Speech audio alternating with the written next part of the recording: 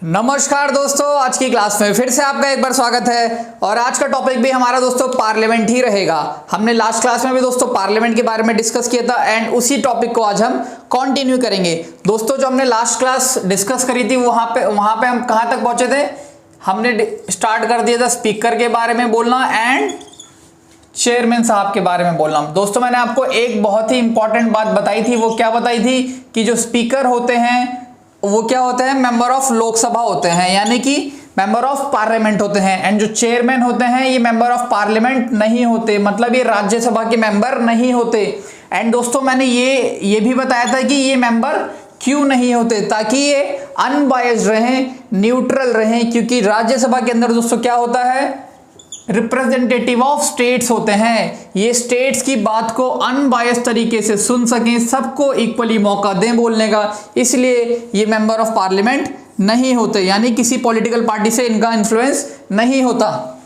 अब दोस्तों यहां पर जो स्पीकर हैं, अब हम इन दोनों के डिफरेंस को जानेंगे मेन कि क्या क्या इनमें डिफरेंसेस हैं। दोस्तों जो मेंबर ऑफ पार्लियामेंट है, मतलब इसमें जो मेंबर ऑफ लोकसभा है स्पीकर साहब, इनको स्पीकर कैसे बनाया जाता है? दोस्तों इनको इलेक्ट करके स्पीकर बनाया जाता है, यानी ये इलेक्टेड होते हैं। इलेक्टेड का मतलब क्या हुआ? आपको पता है लोकसभा में 552 सीट्स हैं। 552 सीट्स में से दोस्तों इनको चुना जाता है एक तरह से, उसके अंदर दोबारा से इलेक्शन किया जाता है। ये लोग वोट करते हैं एंड फिर आपस में ही एक बंदे को ऐसा चुनते हैं जो कि स्पीकर बनाया जाता है। यानी ये क्या है दोस्तों? इलेक्टेड हैं। एंड जो ये हैं ये कौन होते हैं दोस्तों? ये वाइस प्रेसिडेंट ऑफ इंडिया होते हैं, ex officio chairman of Rajya Sabha. Ex officio को दोस्तों मैंने मतलब बताया था आपको कि एक तरह से इनके ऑफिस से लेना देना है, कि मतलब उपराष्ट्रपति साहब के ऑफिस में जो भी व्यक्ति रहेगा, यानी जो भी हमारे देश का उपराष्ट्रपति होगा, वो ऑटोमेटिकली चेयरमैन बन जाएगा राज्यसभा का। यानी कि वाइस प्रेसिडेंट के ऑफिस की रिस्पेक्ट हो रही है दोस्तों यहाँ पे एक तरह से, कि जो भी वाइस प्रेसिडेंट के पद को संभालेगा, उनके ऑफिस को संभालेगा, वो ऑटोमेटिकली राज्यसभा का चेयरमैन बन जाएगा। अब दोस्तों एग्जाम में एक क्वेश्चन और आता है स्पीकर से रिलेटेड। वो क्या है? अब मैंने आपको यहाँ पे बताया कि ये इलेक्ट करके आते हैं दोस्तों। तो इनके इलेक्शन की डेट कौन फिक्स करता है? तो दोस्तों ये एग्जाम में पूछा जाता है। तो आप लोग भी ये याद रखना कि इलेक्शन करवाना होता है जो स्पीकर साहब का, इनकी डेट को फिक्स करते हैं प्रेसिडेंट ऑफ इंडिया, यानी राष्ट्रपति साहब एक डेट डिसाइड करते हैं एंड उसी डेट को दोस्तों इनका इलेक्शन करवाया जाता है। एंड इलेक्शन करवा के फिर स्पीकर को अपॉइंट कर दिया जाता है, मतलब एक तरह से इलेक्शन करके ये स्पीकर बन जाते हैं लोकसभा के। ये दोस्तों इंपॉर्टेंट है, आप याद रखना कि डेट कौन फिक्स करता है? प्रेसिडेंट साहब। अब दोस्तों मान लीजिए ये अपने पद पर आ गए, यानी स्पीकर साहब अपने पद पर आ गए, तो इनको अगर इनके पद से हटाना हो या अगर ये खुद से हटना चाहते हो तो क्या क्या प्रोविजंस दे रखे हैं वो हम डिस्कस करेंगे दोस्तों। एंड चेयरमैन को कैसे हटा सकते हैं उसको भी हम डिस्कस करेंगे। तो दोस्तों जो स्पीकर हैं इनको अगर इनके पद से हटना हो खुद से तो क्या ऑप्शन है? सबसे पहले तो दोस्तों ये रिजाइन दे सकते हैं, यानी कि अपना इस्तीफा दे सकते हैं। अब दोस्तों क्वेश्चन ये भी एग्जाम में आता है कि स्पीकर साहब अपना इस्तीफा किसको देते हैं, मतलब अपना रेजिग्नेशन लेटर किसको देते हैं? तो दोस्तों इसका आंसर है डेप्यूटी स्पीकर। यानी कि जब भी स्पीकर को रिजाइन करना है तो वो अपना रेजिग्नेशन लेटर किसको देंगे दोस्तों? डेप्यूटी स्पीकर को देंगे। ये क्वेश्चन भी दोस्तों एग्जाम में काफी बार पूछा गया है। एंड दोस्तों दूसरा स्टाइल क्या है अगर इनको इनके पद से हटाना हो? कि लोकसभा जो है उनको रिमूव कर दे, जैसे उनको इलेक्ट किया है वैसे ही इनको रिमूव कर दे। यानी कि दोस्तों क्या हुआ यहाँ पे? किसका रोल आ गया? लोकसभा का रोल आ गया इनको पद से हटाने के लिए। पहला है दोस्तों ये खुद से रिजाइन कर देते हैं, दूसरा है कि अगर लोकसभा इनको हटा दे, एंड तीसरा ऑप्शन होता है दोस्तों अगर ये मेंबर ऑफ लोकसभा नहीं रहते, मतलब जो इनका सांसद वाला पद है, ये मेंबर है लोकसभा के, एंड अगर इनकी मेंबरशिप एक तरह से खत्म हो जाती है लोकसभा की तो भी इनको इनके पद से हटा दिया जाता है, यानी ceases to be member of parliament. अगर ये इसका मतलब क्या हुआ कि मेंबर ऑफ लोकसभा। इसका मतलब दोस्तों क्या हुआ कि अगर इनका क्या बोलते हैं जो मेंबरशिप है लोकसभा की वो खत्म हो जाती है तो भी स्पीकर के पद से उनको हटा दिया जाता है। इसका मतलब दोस्तों क्या हुआ, इसका कंक्लूजन क्या निकला कि अगर आपको स्पीकर का पद संभालना है तो आपके पास लोकसभा की मेंबरशिप भी होनी चाहिए ही चाहिए। That is compulsory, that is must. यानी कि अगर आपके पास स्पीकर मतलब अगर आपके पास मेंबरशिप नहीं है तो आप स्पीकर नहीं बन सकते। एंड दोस्तों स्पीकर की सबसे इंपॉर्टेंट बात क्या है कि स्पीकर साहब जो होते हैं ये तो दोस्तों इनका है इनको इनके पद से हटाने का। अब एक एक्सेप्शन है दोस्तों स्पीकर के केस में, जैसे मान लीजिए मेंबर ऑफ पार्लियामेंट है कोई भी, ठीक है दोस्तों, तो जैसे ही नई लोकसभा बनती है, मान लो इन लोकसभा का टर्म हो गया खत्म, तो ये अपने अपने घर चले जाते हैं। फिर प्राइम मिनिस्टर भी मान लो लोकसभा से हैं एंड प्राइम मिनिस्टर भी लोकसभा के पार्ट थे तो वो भी अपने अपने घर चले जाते हैं। बट दोस्तों जो स्पीकर का ऑफिस होता है ना, यानी स्पीकर साहब, इनका ऑफिस दोस्तों कंटिन्यू रहता है जब तक नई लोकसभा दोबारा से नहीं बन जाती। यानी कि दोस्तों क्या हुआ, मान लीजिए ये अभी की लोकसभा है 2000 मैं आपको पिछला एग्जांपल देता हूं। मान लीजिए मोदी जी की गवर्नमेंट बनी थी पहले कहाँ पर 2014 में, फिर दोस्तों अब बनी 2019 में, ठीक है। अब क्या हुआ, यहां पर स्पीकर कौन था दोस्तों, सुमित्रा महाजन जी, ठीक है। अब यहां पर कौन है, ओम बिरला साहब। अब दोस्तों क्या था इसमें, मैंने जो आपको अभी पॉइंट बताया ये क्या पॉइंट है कि मान लीजिए ये लोकसभा का टर्म कब खत्म हुआ, 2019 में, तो जितने मेंबर्स थे लोकसभा के वो सब अपने घर चले जाएंगे, उनका टर्म खत्म हो गया। बट दोस्तों जो सुमित्रा महाजन जी है ना, मतलब सुमित्रा महाजन जी तब तक इस पद पर रहती हैं, वो तब तक स्पीकर के पद को संभालती हैं जब तक नई लोकसभा की मीटिंग स्टार्ट नहीं हो जाती है। मतलब जिस दिन लोकसभा जो 2019 में जीत कर आए हैं लोग, जिस दिन उनकी पहली मीटिंग होती है उस दिन इनके ऑफिस का दोस्तों क्या होता है, उस दिन इनको इनके ऑफिस से हटना होता है। यानी ये अपने पद पर तब तक रहते हैं जब तक नई लोकसभा दोबारा से नहीं बनती। तो ये बहुत ही ज़्यादा इंपॉर्टेंट पॉइंट है दोस्तों, एग्जाम में कई बार ये पूछा जा चुका है। अब दोस्तों स्पीकर के फंक्शंस क्या हैं, इनकी पावर्स क्या है, कुछ पावर्स दोस्तों आपको पता होंगी। स्पीकर दोस्तों होता क्या है बेसिकली, क्लास में हमने देखा है जब स्कूल्स वगैरह में हम पढ़ते थे दोस्तों, तो क्या होता था कि स्कूल में एक मॉनिटर बना जाता है, मान ली 11-12 में है या क्लास 9-10 में भी है, तो भी दोस्तों क्या होता है, एक मॉनिटर जो हमारी क्लास टीचर होते हैं वो क्या करते हैं, एक मॉनिटर को अपॉइंट करते हैं। अब मॉनिटर का काम क्या होता है दोस्तों कि मान लीजिए हमारे टीचर को प्रिंसिपल साहब ने मीटिंग के लिए बुला लिया, तो उस टाइम पे तो क्लास में हमारे कोई भी टीचर है नहीं, तो बच्चे क्या करेंगे, शोर शराबा करेंगे। इसलिए टीचर क्या करते हैं, एक मॉनिटर को अपॉइंट कर देते हैं। मॉनिटर आपने दोस्तों इसके बारे में सुना होगा क्योंकि सभी स्कूल्स में मॉनिटर होते हैं। तो दोस्तों इनका काम क्या था, टीचर के द्वारा इनको क्या काम दिया गया कि बच्चों को चुप कराएं, यानी कि जो शोर शराबा कर रहे हैं फालतू में चुप कराएं। अगर वो नहीं मानते तो उनकी वो लिस्ट बना लेते हैं एंड वो लिस्ट फिर टीचर को देते हैं, टीचर आके उनको डांट फटकार लगाता है। ऐसे ही दोस्तों यहाँ पर भी है, स्पीकर का काम भी ऑलमोस्ट ऐसा ही होता है। ये मैंने आपको एक एग्जाम्पल देके समझा दिया ताकि आपको चीजें याद रहें। इनका काम क्या होता है दोस्तों, इनका भी काम होता है मेंटेन क्या करना, order and decorum, maintain order and decorum. यानी कि दोस्तों क्या हुआ, एक तरह से शांति का वातावरण बना रहे लोकसभा के अंदर, सबको इक्वली बोलने का मौका दिया जाए, कोई भी चिल्लम चिल्ली फालतू में ना मचाए। इनके पास इतनी पावर होती है कि इनफैक्ट ये काफ़ी सारी पनिशमेंट एक तरह से दे सकते हैं उनको जो मेंबर होते हैं, अगर इनकी बात नहीं मानते। इवन ये दोस्तों सस्पेंड भी कर सकते हैं, इसलिए इनकी बात वो मान जाते हैं जितने भी मेंबर्स होते हैं। तो इनका मेन काम क्या है दोस्तों, मेंटेन ऑर्डर एंड डेकोरम। यानी लोकसभा में जितनी भी मीटिंग्स होती हैं, जितने भी हमारे पार्लियामेंट के सेशंस होते हैं, उसमें लोकसभा एंड चेयरमैन का भी दोस्तों यही काम होता है। चेयरमैन साहब भी क्या करते हैं, ऑर्डर को मेंटेन रखते हैं ताकि जितने मेंबर ऑफ पार्लियामेंट हैं उन सबको मौका मिले अपने पक्ष रखने का, मतलब अपने प्रस्ताव रखने का, अपने बिल से रिलेटेड जो भी बोलना है सब एक एक करके बोलें सिस्टमैटिक तरीके से। इस चीज का ध्यान दोस्तों कौन रखता है, स्पीकर रखता है। अब दोस्तों इनका दूसरा फंक्शन क्या है, स्पीकर साहब का दूसरा फंक्शन क्या है, मान लीजिए कॉन्स्टिट्यूशन को लेके कोई भी डिबेट चल रही है, कि ये प्रोविजन सही है या गलत है, या फिर रूल्स ऑफ प्रोसीजर जो होते हैं इनके, rules of procedure and conduct of business, जो लोकसभा के अपने रूल्स होते हैं, राज्यसभा के अपने रूल्स होते हैं। अब मान लीजिए लोकसभा के रूल्स को लेके भी कोई दिक्कत आई कि ये रूल सही है या गलत है, ठीक है दोस्तों। तीसरा हो गया कि पार्लियामेंट के कुछ पुराने कन्वेंशन चले आ रहे होते हैं बहुत टाइम से, एंड तो वो कन्वेंशन सही हैं या नहीं है। तो दोस्तों इसमें ये बताएगा कौन सही है या गलत है।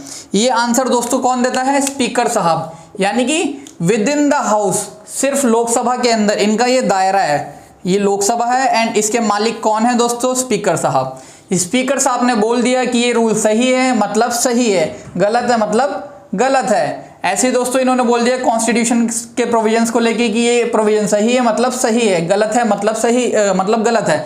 बट दोस्तों इसमें मेन लाइन है that with in the boundary of Lok Sabha, यानी कि सिर्फ लोकसभा में उनकी बात मानी जाएगी, लोकसभा के बाहर उनकी ये बात नहीं मानी जाएगी। लोकसभा के वो फाइनल इंटरप्रेटर होते हैं कॉन्स्टिट्यूशन के भी एंड रूल्स ऑफ प्रोसीजर के भी। अब दोस्तों नेक्स्ट पॉइंट क्या है, मान लीजिए हमारा बजट सेशन चल रहा है, ठीक है, बजट सेशन चल रहा है, फिर आपने सुना होगा मॉनसून सेशन चलता रहता है हमारे देश में, फिर आता है दोस्तों विंटर सेशन आता है। पार्लियामेंट के दोस्तों सेशंस होते हैं, ये आपने सुने होंगे, न्यूज़पेपर में देखा होगा, न्यूज़ में सुना होगा कि जब हमारा संसद बैठक करता है, मीटिंग बुलाता है ताकि हमारे देश के लिए कानून बना सकें, तो दोस्तों इन्हीं को क्या कहा जाता है, 3 तरह के सेशंस हैं, monsoon session, winter session and budget session. अब मान लीजिए किसी दिन काम नहीं हो रहा, जितने भी मेंबर ऑफ पार्लियामेंट बहुत शोर शराबा कर रहे हैं, किसी भी बिल को अच्छे से डिस्कस करने ही नहीं दे रहे, तो जब इनको ऐसा लगता है कि अब एक तरह से सिचुएशन आउट ऑफ कंट्रोल हो रही है, तो ये क्या करते हैं दोस्तों, एडजर्न कर देते हैं हमारे हाउस को। कौन से हाउस को, लोकसभा को। एडजर्न का मतलब दोस्तों क्या होता है, स्थगित, यानी कि उस दिन के लिए सस्पेंड कर देते हैं प्रोसीडिंग्स को कि अब भाई ये लोग ज़्यादा चिल्लम चिल्ली मचा रहे हैं, आज हम इस मैटर पे डिस्कस नहीं करते, कल हम फिर से अपना ठंडा दिमाग लेकर आएंगे एंड डिस्कशन स्टार्ट करेंगे। यानी कि इन्होंने क्या किया, छुट्टी दे दी उस दिन के लिए। तो दोस्तों ये पावर भी किसके पास होती है, स्पीकर साहब के पास। दूसरा है दोस्तों एक शब्द होता है कोरम। कोरम का मतलब दोस्तों एक तरह से होता है, मान लीजिए क्लास में आपको पता है 30 बच्चे हैं सपोज, अब मान लीजिए 3 ही बच्चे क्लास में अगर आए हैं तो टीचर भी क्या पढ़ाएगा, क्योंकि बाकी 27 बच्चों को तो नुकसान ही हो रहा है, तो टीचर भी उस दिन थोड़ा सा क्या करता है, ढील सी दे देता है कि चलो कोई नहीं, आज इतना नहीं पढ़ेंगे, हम कल पढ़ाई कर लेंगे।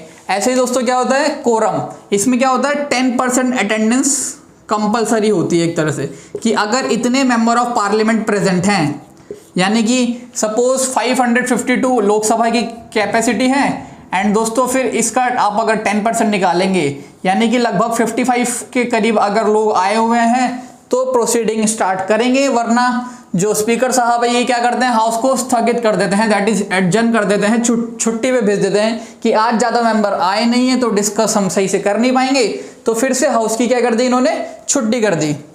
तो दोस्तों ये शब्द भी एग्जाम में पूछा जाता है quorum, that is minimum attendance required for proceedings of Lok Sabha and Rajya Sabha. तो दोस्तों आप ये चीज़ याद रखना।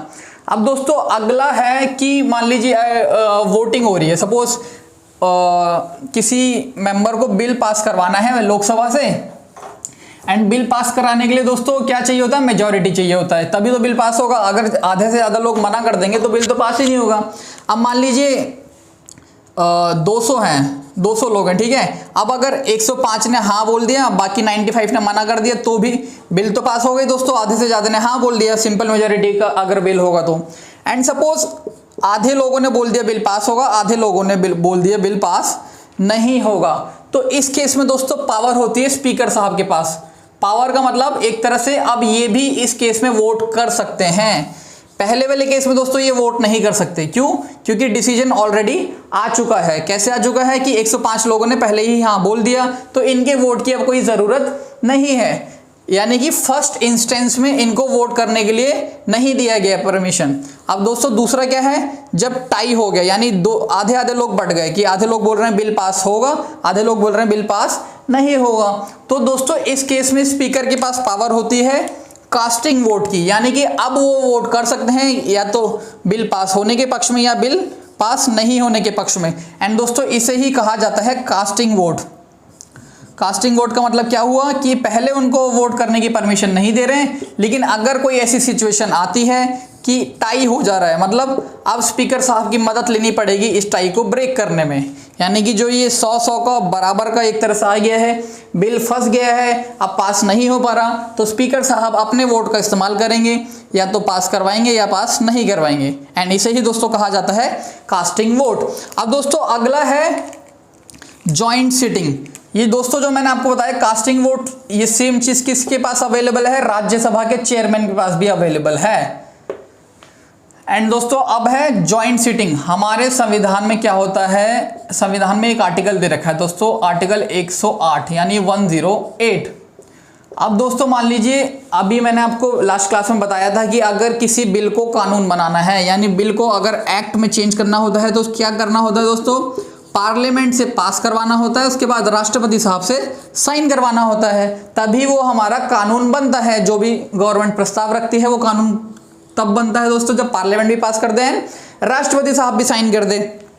तो दोस्तों इस केस में क्या हो रहा है, मान लीजिए जो पार्लियामेंट है वही पास नहीं कर रहा है, जो लोकसभा है वो जो प्रोविजंस डालने को बोल रहे हैं बिल में, उसको राज्यसभा अपोज कर दे रहा है, यानी कि राज्यसभा बात नहीं मान रहा।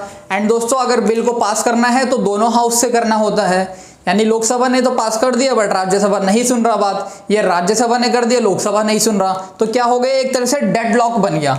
डेडलॉक का मतलब क्या हुआ दोस्तों, कि एक तरह से दुविधा आ गई है अब कि अब क्या किया जाए, बिल को पास कैसे करवाया जाए। तो बिल को दोस्तों कैसे पास करवा सकते हैं, राष्ट्रपति साहब के पास एक पावर होती है अंडर आर्टिकल 108। वो क्या करेंगे, वो कहेंगे कि लोकसभा एंड राज्यसभा आप आपस में झगड़ा मत करो, आओ हम लोग साथ में बैठते हैं, मिल के बात करते हैं एंड मैटर को सॉल्व करते हैं। उन्होंने क्या किया दोस्तों, इसका मतलब कि लोकसभा एंड राज्यसभा की कंबाइंड सिटिंग रख दी, एक तरह से जॉइंट सिटिंग रख दी। पहले क्या हो रहा था, लोकसभा बिल को अलग पास करता था एंड राज्यसभा बिल को अलग पास करता था, उसके बाद फिर ये जाता था राष्ट्रपति साहब के पास। अब दोस्तों जब लोकसभा एंड राज्यसभा में क्लैश हो रहा है, यानी लोकसभा एंड राज्यसभा में क्या हो रहा है, क्लैश हो रहा है, ये दोनों एक दूसरे की बात नहीं सुन रहे, तो राष्ट्रपति साहब कहते हैं अरे मेरे भाई आपस में लड़ाई मत करो, आओ मिलकर समझौता करते हैं, मिलकर कोई सोल्यूशन निकालते हैं। तो ये जॉइंट सेशन बुला लेते हैं दोस्तों अंडर आर्टिकल 108। एंड 108 में जब ये जॉइंट सेशन बैठाते हैं दोस्तों, तो यहाँ पे जो प्रिसाइडिंग ऑफिसर होते हैं वो कौन होते हैं दोस्तों, हमारे स्पीकर साहब। अभी दोस्तों मैंने आपको थोड़ी देर पहले बताया था कि स्पीकर साहब लोकसभा के क्या होते हैं, प्रिसाइडिंग ऑफिसर, यानी लोकसभा के मॉनिटर होते हैं। एंड राज्यसभा का मॉनिटर कौन होता है दोस्तों, चेयरमैन साहब। बट अगर इन दोनों को एक साथ बैठा दे रहे हैं तो क्वेश्चन दोस्तों ये आता था, क्वेश्चन सामने ये आता है कि फिर चेयरमैन साहब इनको क्लास के मॉनिटर बनेंगे या फिर स्पीकर साहब। तो दोस्तों यहाँ पे क्या किया, स्पीकर साहब को ज्यादा सम्मान दिया गया। क्यों दिया गया दोस्तों, क्योंकि ये क्या है, मेंबर हैं लोकसभा के, यानी मेंबर हैं पार्लियामेंट के। एंड जो राज्यसभा के चेयरमैन हैं वो मेंबर नहीं होते पार्लियामेंट के। हमने स्टार्टिंग में अभी डिस्कस किया था एंड लास्ट क्लास में भी डिस्कस किया था दोस्तों कि जो लोकसभा राज्यसभा के जो चेयरमैन होते हैं वो मेंबर नहीं होते, एंड जो लोकसभा के होते हैं वो क्या होते हैं, मेंबर ऑफ पार्लियामेंट होते हैं, मतलब मेंबर ऑफ लोकसभा होते हैं। तो दोस्तों ये था जॉइंट सीटिंग। अब दोस्तों एक इंपॉर्टेंट बात और है कि एक तो हो गया जॉइंट सेशन का दोस्तों हो गया, जॉइंट सीटिंग कहते हैं इसे, जॉइंट सेशन या सीटिंग आप कुछ भी कह लीजिए। अब मान लीजिए दोस्तों काफ़ी टाइप्स के बिल होते हैं हमारे कॉन्स्टिट्यूशन में, मनी बिल हो गया, ऑर्डिनरी बिल हो गया, कॉन्स्टिट्यूशनल अमेंडमेंट बिल हो गया, फाइनेंस बिल हो गए, अलग अलग तरीके के बिल होते हैं। अब दोस्तों एक स्पेशल पावर और भी दे रखी है। पहली स्पेशल पावर स्पीकर साहब को क्या दे रखी थी कि ज्वाइंट सीटिंग अगर होगी हमारे पार्लियामेंट की तो प्रिसाइडिंग ऑफिसर कौन होगा, स्पीकर साहब होंगे। ये पहली ज्यादा पावर है एक तरह से। बाकी केसेस में दोस्तों क्या होता है, लोकसभा में जो स्पीकर के पास जो पावर है वही चेयरमैन के पास भी पावर होती है, बट दो एक्सेप्शन है। पहला एक्सेप्शन हम डिस्कस कर चुके हैं, दैट इज ज्वाइंट सीटिंग वाला। अब दोस्तों दूसरा एक्सेप्शन क्या है कि स्पीकर साहब के पास कौन सी पावर एक्स्ट्रा है एज कंपेयर टू राज्यसभा के चेयरमैन। तो दोस्तों एक होता है मनी बिल, यानी मनी बिल से आप दोस्तों समझ रहे हैं पैसे से जिसका लेना देना हुआ। हमारी गवर्नमेंट दोस्तों जब बजट सेशन पास करती है तो उस टाइम पे इसका उपयोग किया जाता है मोस्ट ऑफ द टाइम्स, कि पैसा निकालना होता है कंसोलिडेटेड फंड से, तो मनी बिल और ये सब डिसाइड करते हैं। तो दोस्तों क्या होता है कि मनी बिल की पावर सारी की सारी किसके पास है, स्पीकर साहब के पास है। स्पीकर साहब के पास है। एंड स्पीकर साहब के पास क्या पावर है दोस्तों कि स्पीकर साहब ही डिसाइड करते हैं कि कौन सा बिल मनी बिल है या नहीं। मतलब अगर इन्होंने बोला ये मनी बिल है तो इसका मतलब मनी बिल है, चाहे उसके अंदर कुछ भी लिखा हो। एंड अगर उन्होंने बोल दिया ये मनी बिल नहीं है, इसका मतलब वो मनी बिल नहीं है। मनी बिल दोस्तों आर्टिकल 110 में है हमारे संविधान के, मैं आपको बता देता हूँ। एंड इसी में अगर आप 89 ऐड कर देंगे तो फिर बन जाता है आर्टिकल 199। 199 हमारा है money bill for state, article 110 है हमारा money bill for union government यानी कि केंद्र सरकार। तो दोस्तों इसमें क्या मैंने आपको बताया कि स्पीकर साहब भी डिसाइड करते हैं कौन सा बिल मनी बिल है या कौन सा बिल मनी बिल नहीं है। तो दोस्तों दो एक्सेप्शन हो गए, हमने दोनों डिस्कस किए कि जॉइंट सीटिंग अगर हो रही है या जॉइंट सीटिंग अगर होती है तो प्रिसाइडिंग ऑफिसर कौन होते हैं, मतलब जो मॉनिटर होते हैं वो कौन होते हैं, हमारे लोकसभा के स्पीकर। एंड राज्यसभा के चेयरमैन दोस्तों कभी भी जॉइंट सिटिंग के प्रिसाइडिंग ऑफिसर नहीं हो सकते क्योंकि वो उसके मेंबर नहीं होते। एंड दूसरा क्या है दोस्तों कि मनी बिल को कौन बताता है, स्पीकर साहब। एंड दोस्तों मनी बिल का सारा लेना देना एक तरह से लोकसभा से ही है क्योंकि लोकसभा में ही हम लोग डायरेक्टली इलेक्ट करके अपने प्रतिनिधि भेजते हैं, अपने रिप्रेजेंटेटिव को भेजते हैं। अब दोस्तों एक हमारे देश में 1985 में एक कानून बनाया गया जिसे कहते हैं anti defection law. Anti defection का मतलब दोस्तों क्या हो गया, आपने देखा होगा कि एक ही दिन में लोग या एक दिन में या फिर काफ़ी लोग क्या करते हैं, बीजेपी से कांग्रेस में, कांग्रेस से आम आदमी पार्टी में, आम आदमी पार्टी से वापस बीजेपी में, मतलब एक तरह से पूरी चक्री सी चलाते रहते हैं, रोज किसी पार्टी को बदलते रहते हैं। तो दोस्तों ये लॉ इसीलिए बनाया गया 1985 में, 10th शेड्यूल हमारे कॉन्स्टिट्यूशन में ऐड किया गया। इसमें दोस्तों इन्होंने क्या बोला कि अब से कोई अगर ऐसी हरकत करेगा ना कि रोज उथल पुथल मचा रहा है, एक पार्टी से दूसरी पार्टी, तीसरी पार्टी, चौथी पार्टी, बट दोस्तों अगर वो अपने पद पर नहीं है, मतलब जैसे अगर वो एमएलए नहीं है, एमपी नहीं है, चेंज करता तो ठीक है। बट क्या होता है, मान लो बीजेपी से कोई इलेक्शन जीता एंड इलेक्शन जीतने के बाद फिर वो क्या कर रहा है, कांग्रेस में चला गया, तो ये चीज़ गलत हो जाती है कि आप बीजेपी के नाम पे जीते बट आप गए कांग्रेस में। इसलिए दोस्तों ये कानून बनाया गया कि अब से अगर जो ऐसा करेगा उसको सजा दी जाएगी, उसको मंत्री पद वगैरह नहीं दिया जाएगा। इसमें काफ़ी सारे दोस्तों प्रोविजंस ऐड किए गए। तो दोस्तों मतलब एक तरह से क्या किया, मैंने क्या बोला, उनको सजा दी जाएगी, मतलब उनको डिस्क्वालीफाई भी कर सकते हैं। डिस्क्वालिफिकेशन दोस्तों इसे कहते हैं। डिस्क्वालिफिकेशन का मतलब क्या हुआ, उनको उनके पद से हटा देंगे कि अगर मेंबर ऑफ पार्लियामेंट है तो उनको सांसद के पद से हटा देंगे, एंड अगर एमएलए हैं तो उनको विधायक के पद से हटा देंगे, मतलब डिस्क्वालीफाई कर देंगे। एंड दोस्तों ये डिसाइड कौन करता है कि मान लीजिए मेंबर ऑफ पार्लियामेंट है, ठीक है, मेंबर ऑफ पार्लियामेंट बीजेपी से जीता बट जीतने के बाद चले गया कांग्रेस में, तो दोस्तों इन्होंने तो गलती कर दी इस लॉ के हिसाब से, ठीक है, बट ये डिसाइड कौन करेगा कि ये डिस्क्वालिफिकेशन है भी कि नहीं है, मतलब ये एंटी डिफेक्शन के हिसाब से डिस्क्वालिफिकेशन है या नहीं। जो भी इन्होंने काम किया वो इस कानून के हिसाब से गलत है या सही है, ये डिसाइड कौन करता है दोस्तों, स्पीकर साहब। यानी डिस्क्वालिफिकेशन को लेके कोई भी लेना देना हुआ रिगार्डिंग एंटी डिफेक्शन लॉ तो वो डिसीजन मेकिंग पावर दोस्तों किसकी है, स्पीकर साहब की है, चेयरमैन साहब की नहीं है। नहीं सॉरी, दोनों प्रिसाइडिंग ऑफिसर्स की होती है, यहाँ पे स्पीकर साहब एंड राज्यसभा में चेयरमैन साहब। सॉरी दोस्तों बाय मिस्टेक मुझसे निकल गया, यहाँ पे स्पीकर साहब एंड अगर राज्यसभा की बात है तो कौन, चेयरमैन साहब। ऐसे दोस्तों अब क्या होता है, स्पीकर साहब क्या करते हैं, आपको पता है पार्लियामेंट्री कमेटीज़ हैं हमारे देश में, काफ़ी सारी पार्लियामेंट्री कमेटीज़ बनाई जाती हैं ताकि जो भी बिल कानून में कन्वर्ट करना होता है उसको अच्छे से स्क्रूटिनाइज कर लें, उसको अच्छे से जांच पड़ताल कर लें, तो इसलिए पार्लियामेंट्री कमेटीज़ बनाई जाती हैं। एंड दोस्तों पार्लियामेंट्री कमेटी के चेयरमैन को भी अपॉइंट कौन करता है, स्पीकर साहब। अगर लोकसभा की पार्लियामेंट्री कमेटी है तो स्पीकर साहब अपॉइंट करेंगे, राज्यसभा की है तो चेयरमैन साहब करेंगे। अब दोस्तों नेक्स्ट बात है कि चेयरमैन के बारे में अभी हमने स्पीकर के इतने सारे पॉइंट्स किए दोस्तों, स्पीकर एंड चेयरमैन के ऑलमोस्ट सारे पॉइंट्स सेम हैं, बस वही जो मैंने दो एक्सेप्शंस बताए थे, पहला जॉइंट सिटिंग एंड दूसरा मनी बिल, वही अलग हैं, बाकी सारे के सारे पॉइंट्स स्पीकर एंड चेयरमैन के सेम हैं। अब दोस्तों हम बात करते हैं राज्यसभा के जो चेयरमैन है, इनका अगर हम पॉइंट डिस्कस करेंगे तो इसमें क्या चीज़ है, आपको पता है ये हमारे देश के कौन है, vice president of India.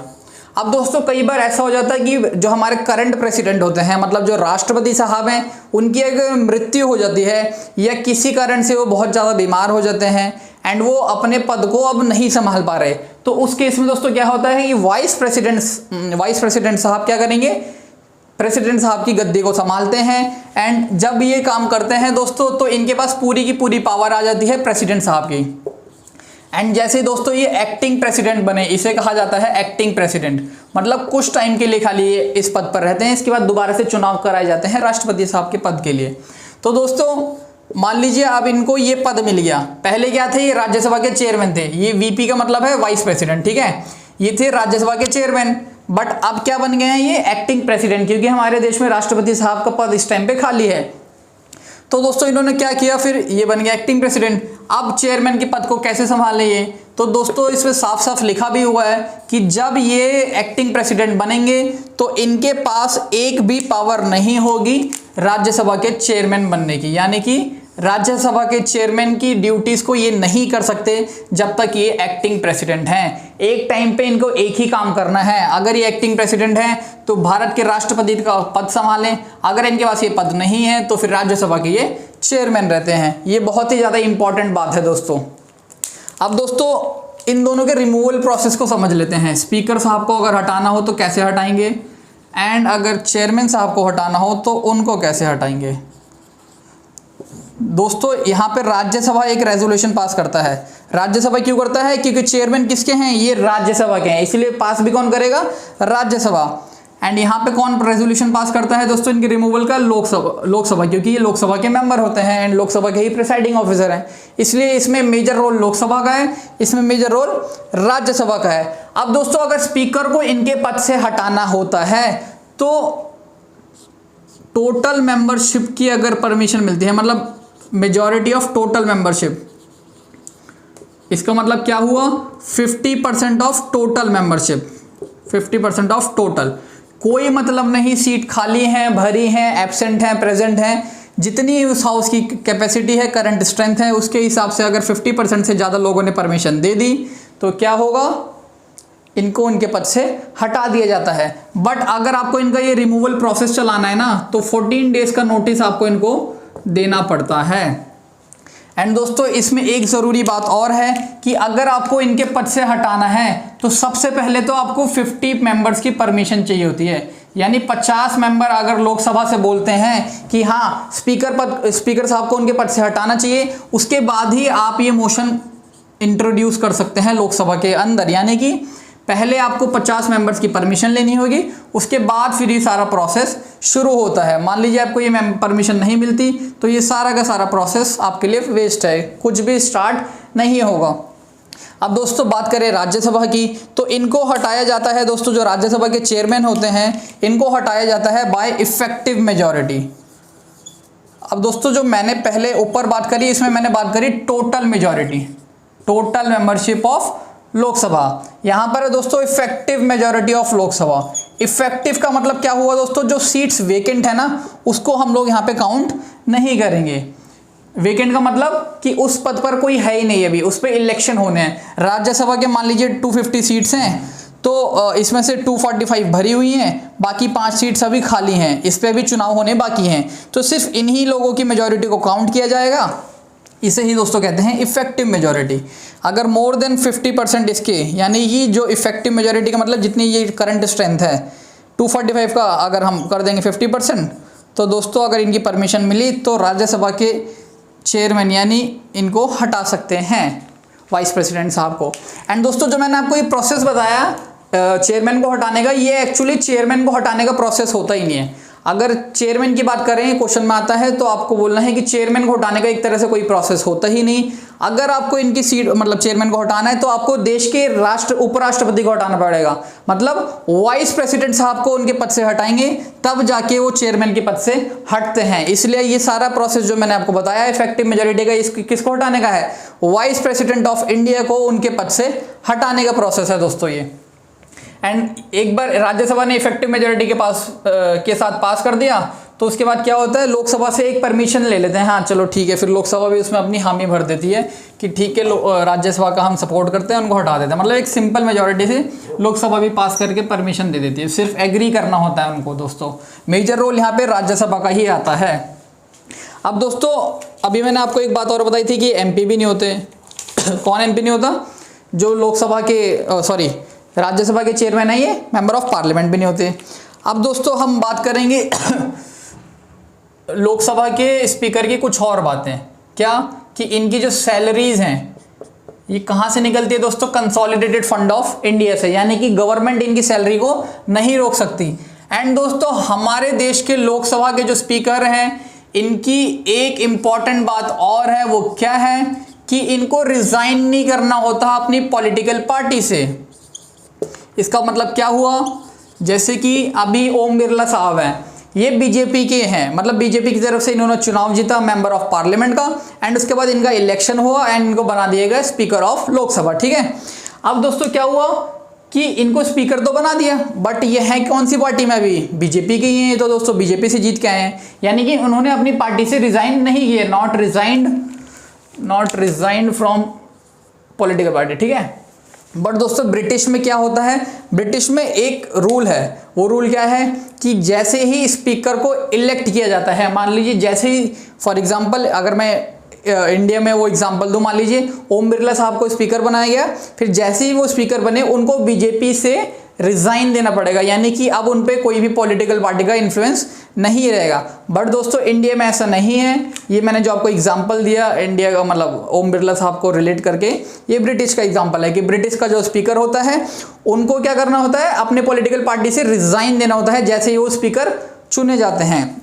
But India में दोस्तों ऐसा नहीं है। एंड दोस्तों स्पीकर की रैंक बहुत हाई दे रखी है, दैट इज 7th रैंक। ये बहुत ही दोस्तों ऊंचा पद है। 7th रैंक किसमें? ऑर्डर ऑफ प्रेसिडेंस होता है दोस्तों एक चीज, ऑर्डर ऑफ प्रेसिडेंस। इसमें दोस्तों इनकी रैंक्स एक तरह से आप कह सकते हैं क्या है? 7th।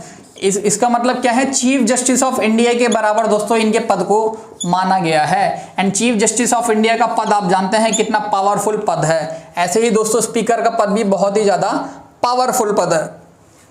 ऑर्डर ऑफ प्रेसिडेंस दोस्तों एक list ministry of home affairs जारी करती है। इसमें क्या होता है? सपोज मान लीजिए प्राइम मिनिस्टर साहब एंड प्रेसिडेंट साहब दोनों के दोनों एयरपोर्ट पे एक साथ चले गए, इनको अगर कहीं ट्रैवल करना है, तो जो वहाँ का स्टाफ है वो पहले किसको अटेंड करेगा कि किसी को बुरा ना लगे। मान लीजिए अगर उन्होंने पीएम साहब को अटेंड किया तो प्रेसिडेंट साहब बुरा मान जाएंगे कि मेरे को बाद में पूछा, एंड ऐसे ही अगर प्रेसिडेंट को पहले पूछा तो पीएम साहब बुरा मान जाएंगे। तो दोस्तों एक ये ministry of home affairs list जारी कर देती है जिसे कहा जाता है ऑर्डर ऑफ प्रेसिडेंस। इसका मतलब क्या हुआ कि हमारे देश में कौन सा पद कौन से एक तरह से लेवल पे है, इसको डिस्क्राइब कर रखा है। सबसे पहला पद दोस्तों किसको दे रखा है इन्होंने? प्रेसिडेंट साहब को। दूसरा दे रखा है शायद से वाइस प्रेसिडेंट को। तीसरा then prime minister, then former president, then former prime minister, ऐसे ही देन कैबिनेट मिनिस्टर्स। ऐसे कर करके दोस्तों 7th नंबर पे जो पद है, पहला स्टार्ट हुआ प्रेसिडेंट से, ऐसे कर करके 7th नंबर पे रखा गया स्पीकर साहब को। एंड 7th नंबर पे इनके साथ और किसको रखा गया? चीफ जस्टिस ऑफ इंडिया को। तो दोस्तों ये बात भी आपको पता होनी चाहिए। अब दोस्तों ये सारी बातें करी हमने स्पीकर एंड डेप्यूटी स्पीकर की। अब हम कुछ बात नहीं, sorry, speaker and Rajya Sabha chairman की। अब हम बात करेंगे दोस्तों डेप्यूटी स्पीकर की। Deputy speaker and deputy chairman. Deputy speaker मतलब deputy speaker and deputy chairman. Deputy chairman. अब दोस्तों क्या होता है, मान लीजिए स्पीकर साहब को पद दे रखा है संभालने के लिए, मतलब उनको क्लास का मॉनिटर बना रखा है, बट मान लीजिए स्पीकर साहब की तबीयत खराब हो गई तो लोकसभा की प्रोसीडिंग को कौन संभालेगा? ऐसा होता है ना। या फिर कभी उनका छुट्टी लेने का मन कर गया, कहीं घूमने का मन कर गया, तो जिस दिन वो एब्सेंट होते हैं, जिस दिन वो नहीं आते, तो दोस्तों क्या होता है, डेप्यूटी स्पीकर साहब उस पद को संभालते हैं। एंड दोस्तों डेप्यूटी स्पीकर को भी इलेक्ट किया जाता है। डेप्यूटी स्पीकर को भी दोस्तों इलेक्ट किया जाता है, इलेक्टेड होते हैं। एंड डेप्यूटी चेयरमैन भी दोस्तों इलेक्टेड होते हैं। इनका भी वही काम होता है कि अगर चेयरमैन साहब की मतलब प्रेजेंट नहीं है तो हाउस को कौन संभालता है? राज्यसभा को कौन संभालेगा दोस्तों? यहाँ पे फिर डेप्यूटी चेयरमैन। एंड अगर स्पीकर साहब एब्सेंट हैं तो लोकसभा को कौन संभालेगा? Deputy speaker. तो दोस्तों ये दोनों क्या है, ये पद तभी सामने आते हैं जब बाकी दोनों पद अपने गद्दी पर ना हो, मतलब उस दिन वो छुट्टी पर हो, उस दिन वो एब्सेंट हो।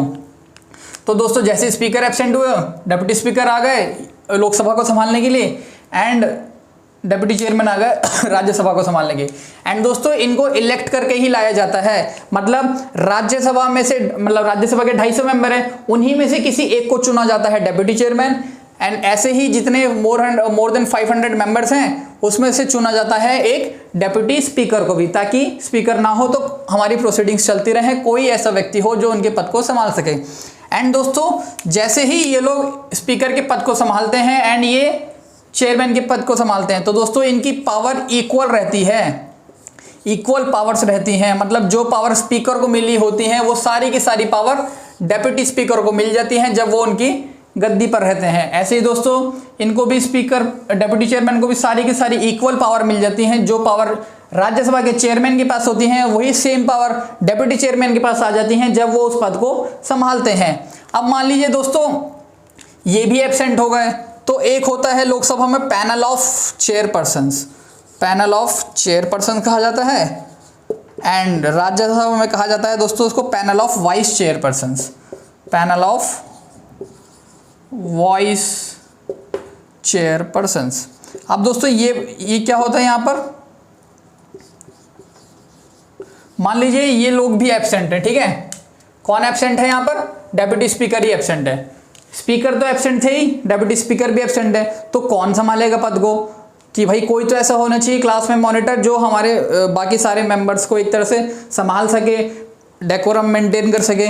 तो दोस्तों ऐसे ही इसलिए यहाँ पर पैनल बना देते हैं। स्पीकर साहब क्या करते हैं, नॉमिनेट करते हैं, एंड वहाँ पे राज्यसभा के चेयरमैन नॉमिनेट करते हैं। नॉमिनेट करते हैं किसको, पैनल ऑफ चेयरपर्सन्स। ये दोस्तों 10 से ज़्यादा नहीं होते, मतलब टोटल 10 चेयरपर्सन्स ऐसे अपॉइंट कर सकते हैं, नॉमिनेट कर सकते हैं, जो कि इनके एब्सेंस में, यहाँ पर दोस्तों मेन शब्द है एब्सेंस, आप इनको याद रखना, ये शब्द दोस्तों एग्जाम में पूछा जाता है। मतलब जब ये एब्सेंट होते हैं, इतना याद रखना कि जब डेप्यूटी स्पीकर एंड स्पीकर दोनों के दोनों ही एब्सेंट हो। मैं वेकेंट की बात नहीं कर रहा दोस्तों, वेकेंट नहीं है इनकी सीट, ये सिर्फ उस दिन छुट्टी पर हैं। ये वैसे में है इनकी पोस्ट, डेप्यूटी स्पीकर भी है लोकसभा में एंड स्पीकर भी हैं, बट दोनों के दोनों छुट्टी पर हैं, यानी कि एब्सेंट हैं। तो जिस दिन एब्सेंट होंगे उस दिन इनमें से, यानी पैनल ऑफ चेयरपर्सन जो भी हैं 10 लोग, इनमें से कोई भी एक आके उस गद्दी को संभालता है, यानी कि उस दिन उसकी प्रोसीडिंग को संभालता है। ऐसे ही दोस्तों यहाँ पर भी वही केस है, जिस दिन डेप्यूटी चेयरमैन भी एब्सेंट है एंड चेयरमैन भी एब्सेंट है, तो panel of chairperson, vice chairperson जो है, ये क्या करेंगे, उनकी इनमें से कोई एक बंदा आएगा और प्रोसीडिंग हाउस की संभालता है, राज्यसभा की। तो दोस्तों यहाँ पर मेन शब्द है एब्सेंट, कि जब ये एब्सेंट होंगे तभी। अब मान लीजिए अगर इनकी सीट है vacant, vacant is all together different दोस्तों। वेकेंट का मतलब होता है कि हमारे लोकसभा में क्या नहीं है, स्पीकर साहब भी इलेक्ट नहीं हुए अभी तक, वो अपने पद पर एक तरह से है ही नहीं, या फिर डिप्टी स्पीकर भी अपने पद पर नहीं है, मतलब ये दोनों की दोनों सीट्स खाली हैं, एब्सेंट नहीं है, खाली हैं, इस पद पर कोई है ही नहीं। तो दोस्तों फिर यहाँ पर इनका रोल खत्म हो जाता है। इनका रोल तभी होता है जब एब्सेंट होते हैं वो लोग। अगर सीट पे कोई है ही नहीं तो फिर दोस्तों प्रेसिडेंट साहब किसी एक बंदे को नॉमिनेट करते हैं एंड वो फिर प्रोसीडिंग को संभालता है लोकसभा की। ऐसे ही दोस्तों यहाँ पर भी है कि राज्यसभा के जो चेयरमैन है, चेयरमैन एंड डेप्यूटी चेयरमैन, दोनों के दोनों अगर सीट्स उनकी वेकेंट है, यानी सीट्स खाली हैं, वो अपनी सीट्स पर नहीं है, तो दोस्तों यहाँ पर पैनल ऑफ चेयरपर्सन का सीन कैंसिल हो जाता है। यहाँ पर भी क्या है, प्रेसिडेंट साहब क्या करेंगे, प्रेसिडेंट साहब एक बंदे को नॉमिनेट करेंगे, फिर वो राज्यसभा की प्रोसीडिंग को संभालता है। यानी कि दोस्तों हमारा मेन कंक्लूजन क्या निकला कि जब एब्सेंट होंगे तब तो पैनल ऑफ चेयरपर्सन संभाल लेंगे प्रोसीडिंग्स को, बट अगर उनकी सीट्स वेकेंट है तो फिर ये लोग कुछ भी नहीं कर सकते। फिर प्रेसिडेंट साहब किसी एक नए बंदे को अपॉइंट करते हैं जो इनकी प्रोसीडिंग्स को संभालता है। तो दोस्तों ये था deputy chairman and deputy speaker के बारे में, plus panel of vice chairperson and panel of chairperson के बारे में। अब दोस्तों डेप्यूटी स्पीकर की एक खास बात होती है, वो बात क्या है कि मान लीजिए पार्लियामेंट्री कमेटीज, आपको भी मैंने बताया कि पार्लियामेंट्री कमेटीज होती हैं ताकि हम अपने जो भी बिल वगैरह बनाते हैं उसको अच्छे से डिस्कस, डिबेट ये सब कर सकें। बट दोस्तों जो डेप्यूटी स्पीकर होते हैं ना, इनकी एक खासियत ये है कि अगर ये किसी पार्लियामेंट्री कमेटी के मेंबर हैं तो ऑटोमेटिकली ये उस कमेटी के चेयरमैन हो जाते हैं। अभी मैंने बताया था स्पीकर साहब चेयरमैन को अपॉइंट करते हैं अगर पार्लियामेंट्री कमेटी लोकसभा की है, बट दोस्तों क्या होता है अगर डेप्यूटी स्पीकर साहब उसके मेंबर हैं तो वो ऑटोमेटिकली उस कमेटी के चेयरमैन हो जाते हैं। एंड दोस्तों बाकी की सारी बात इसमें भी सेम ही थी, मतलब बाकी सारी पावर्स इन पे स्पीकर की आ जाती है, इन पे चेयरमैन की आ जाती है। अब दोस्तों एक बहुत ही इंपॉर्टेंट क्वेश्चन है, इसीलिए मैं इसको इतने बड़े शब्दों में लिख रहा हूँ। अगर आप इसका आंसर मेरे को दे देंगे that means you are very very intelligent. Oath कौन दिलाता है स्पीकर को एंड डेप्यूटी स्पीकर को? मैं दोस्तों आपको 30 सेकेंड्स का टाइम दे रहा हूं, आप आराम से सोच लीजिए, तब तक मैं इस पे बोर्ड पे लिख रहा हूं। तो स्पीकर एंड डेप्यूटी स्पीकर को ओथ कौन दिलाता है? क्वेश्चन मार्क, यानी शपथ, यानी कि जब स्पीकर साहब अपने पद को संभालते हैं एंड डेप्यूटी स्पीकर साहब अपने पद को संभालते हैं तो उनको शपथ कौन दिलाता है? स्पीकर को एंड डेप्यूटी स्पीकर को। ओथ का मतलब क्या हुआ दोस्तों? शपथ।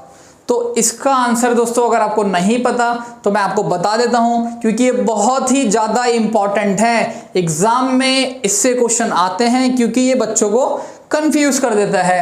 तो दोस्तों इन दोनों के लिए, यानी स्पीकर के लिए एंड डेप्यूटी स्पीकर के लिए कोई भी ओथ नहीं होती, कोई भी शपथ नहीं होती। इसका मतलब क्या हुआ कि ये लोग जब अपने पद पर आते हैं तो इनको कोई भी शपथ नहीं दिलवाई जाती। ये लोग अपनी शपथ लेते हैं कैसे? जब ये मेंबर ऑफ पार्लियामेंट बनते हैं, मेंबर ऑफ पार्लियामेंट के तौर पर ही ये अपनी शपथ लेते हैं। स्पीकर एंड डेप्यूटी स्पीकर की कोई भी अलग से शपथ नहीं होती। अब दोस्तों एक और इम्पॉर्टेंट पोस्ट है इसके अंदर, दैट इज स्पीकर प्रोटेम या फिर चेयरमैन प्रोटेम। इसका मतलब दोस्तों क्या हुआ? प्रोटेम स्पीकर आपने सुना होगा, मैं स्पेलिंग लिख देता हूं पहले। अभी दोस्तों मैंने क्या बोला? स्पीकर को क्या करके लाते हैं हम लोग? इलेक्ट करके लाते हैं, यानी कि जब हमारी लोकसभा बनती है, जैसे ही लोकसभा बनी तो हम क्या करते हैं, उसी लोकसभा में से एक व्यक्ति को इलेक्ट करके क्या बना देते हैं? स्पीकर बना देते हैं। तो दोस्तों यहाँ पे अभी प्रोटेम स्पीकर कहाँ से आ गया? अब मान लीजिए लोकसभा आई, ठीक है, अभी ताजी बनी है, तो ताजी लोकसभा दोस्तों बनी है, तो इसमें पहले दिन ही तो हम इलेक्शन करवा नहीं सकते कि स्पीकर का इलेक्शन करवा दें पहले दिन ही। तो दोस्तों पहले दिन लोकसभा की प्रोसीडिंग को कौन संभालता है फिर? जब स्पीकर साहब का इलेक्शन तो हुआ ही नहीं, क्योंकि लोकसभा तो अभी पहले ही दिन है उनका, अभी लोकसभा बने हैं, मतलब अभी इलेक्शन करवाया हमने और नई लोकसभा बनाई, और नई लोकसभा है तो ना ही इसमें स्पीकर है ना ही इसमें क्या है? डेप्यूटी स्पीकर है। तो दोस्तों फिर कैसे चलेगा काम कि कोई मॉनिटर ही नहीं है क्लास में, तो ये लोग तो चिल्लम चिल्ली मचाएंगे, पूरी बढ़िया शोर शराबा करेंगे। तो दोस्तों इसका आंसर ये है कि जो राष्ट्रपति साहब हैं वो क्या करेंगे, जिस दिन पहला दिन होगा, यानी जिस दिन लोकसभा अपनी फर्स्ट मीटिंग में आता है, उस दिन वो एक अपॉइंट कर देते हैं प्रोटेम स्पीकर को। प्रोटेम, टेम का मतलब है दोस्तों टेम्पररी स्पीकर, यानी कि कुछ टाइम के लिए एक टेम्पररी स्पीकर के पद को बना दिया जाता है। सीनियर मोस्ट, जनरली दोस्तों क्या होता है, जो राष्ट्रपति साहब होते हैं वो senior most member of Lok Sabha को प्रोटेम स्पीकर बना देते हैं, senior most member of Lok Sabha. ऐसा दोस्तों जनरली होता है कि वो क्या करते हैं, किसी एक व्यक्ति को क्या करेंगे, प्रोटेम स्पीकर बना देंगे कि टेम्पररी टाइम के लिए कृपया करके आप इस पद को संभालिए। एंड दोस्तों जैसे ही प्रोटेम स्पीकर किसी को बनाया जाता है तो इनके पास इक्वल पावर्स होती हैं जो भी स्पीकर के पास पावर होती हैं असली में। तो दोस्तों एंड इसमें मेन बात क्या है दोस्तों, क्वेश्चन किस लाइन से आता है? क्वेश्चन आता है दोस्तों कि प्रोटेम स्पीकर को शपथ कौन दिलाता है। तो दोस्तों ये क्वेश्चन आपको पता होना चाहिए कि प्रोटेम स्पीकर को शपथ कौन दिलाएगा? प्रेसिडेंट साहब खुद शपथ दिलाते हैं। दोस्तों ये बात एग्जाम में कई बार पूछी जा चुकी है कि प्रोटेम स्पीकर को शपथ कौन दिलाता है। अभी दोस्तों मैंने बोला था कि स्पीकर एंड डेप्यूटी स्पीकर के लिए कोई भी शपथ नहीं होती, बट दोस्तों आपको ये चीज याद रखनी है कि जो प्रोटेम स्पीकर है उनको शपथ कौन दिलाता है? प्रोटेम स्पीकर शपथ कौन दिलाता है? प्रेसिडेंट साहब खुद शपथ दिलाते हैं। एंड दोस्तों प्रेसिडेंट साहब फिर जिस दिन इनको शपथ दिलाते हैं उसी दिन डेट भी डिसाइड कर देते हैं कि किस दिन इलेक्शन करवाना है स्पीकर की पोस्ट के लिए। तो दोस्तों फिर इनका मेन काम क्या होता है, इनका दोस्तों मेन काम क्या होता है कि जब तक स्पीकर की पोस्ट को मतलब जब तक स्पीकर की पोस्ट पे कोई नहीं आया होता तब तक ये लोकसभा की प्रोसीडिंग्स को संभालते हैं। एंड दूसरा इनका मेन काम होता है दोस्तों कि ये शपथ दिलवाते हैं, यानी ओथ दिलवाते हैं किसको, मेंबर ऑफ लोकसभा। अभी मैंने आपको दोस्तों बताया था कि मेंबर ऑफ लोकसभा को शपथ लेनी होती है, मेंबर ऑफ लोकसभा। तो दोस्तों मेंबर ऑफ लोकसभा को शपथ लेनी होती है और वो शपथ कौन दिलाता है, प्रोटेम स्पीकर। एंड दोस्तों जो जितने भी मेंबर हैं मोर देन 500 हैं, आपको अभी मैंने बताया लोकसभा के अंदर, तो इन सबको शपथ कौन दिलवाता है, स्पीकर प्रोटेम। अब इन्हीं में से जिन्होंने शपथ ली है इन्हीं में से इलेक्शन करवाया जाता है एंड बना दिया जाता है स्पीकर एक को बना दिया जाता है डेप्यूटी स्पीकर। इसीलिए दोस्तों दोबारा से शपथ नहीं दिलवाई जाती, वो पहले ही मेंबर ऑफ पार्लियामेंट के तौर पे शपथ ले चुके हैं। उनको शपथ किसने दिलवाई थी, प्रोटेम स्पीकर ने। इसलिए जब वो बाद में स्पीकर या डेप्यूटी स्पीकर बनते हैं तो दोबारा से उनको शपथ नहीं दिलवाते। तो ये क्वेश्चन अगर एग्जाम में आता है कि स्पीकर एंड डेप्यूटी स्पीकर को शपथ कौन दिलवाता है, तो आंसर इज कोई इनको शपथ नहीं दिलवाता। स्पीकर एंड डेप्यूटी स्पीकर के पद के लिए कोई भी अलग से शपथ नहीं होती है।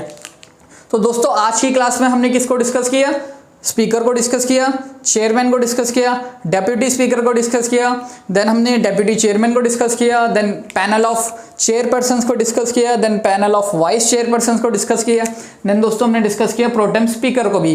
तो दोस्तों आज की क्लास में बस इतना ही है, फिर हम इसी क्लास को आगे कंटिन्यू करेंगे, मतलब जो पार्लियामेंट का हमारा टॉपिक है इसी को आगे दोबारा से कंटिन्यू करेंगे। जो भी इसमें सारे मतलब इस चैप्टर के अंदर जितनी भी चीज़ें बची हैं वो हम आने वाली नेक्स्ट क्लासेस में डिस्कस करेंगे।